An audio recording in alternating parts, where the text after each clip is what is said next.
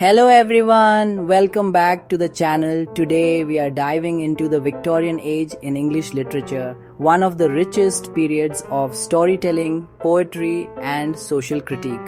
The Victorian era, spanning from 1837 to 1901, was marked by industrial progress, moral questioning and literary brilliance. Let's walk through 10 important works that define this age. First, we begin with Charles Dickens's David Copperfield, published in 1850. This semi-autobiographical novel captures the struggles of a young boy growing into adulthood. Dickens highlights poverty, class differences and resilience, issues central to Victorian society. Next, Charlotte Bronte's Jane Eyre, 1847. This novel was groundbreaking, giving voice to a woman's emotional and moral struggles. Jane's journey towards independence and self-respect became a symbol of the new woman in literature.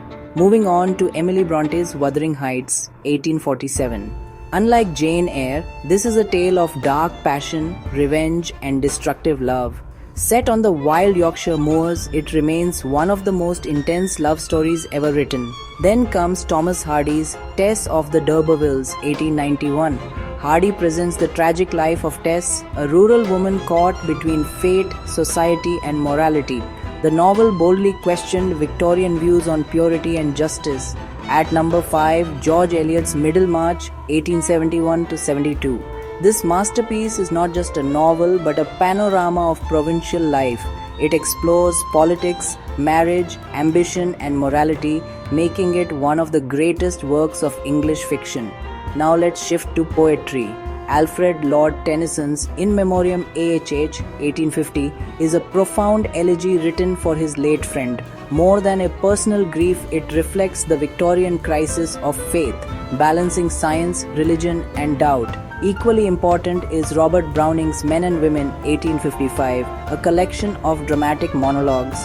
Here, Browning lets characters speak directly, revealing their psychology, desires and hidden fears. We cannot forget Elizabeth Barrett Browning's Aurora Leigh, 1856, a verse novel.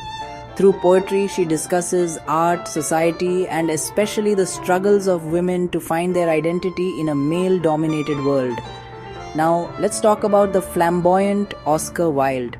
His only novel, The Picture of Dorian Gray, 1890-91, is a fascinating tale about beauty, corruption, and the cost of eternal youth.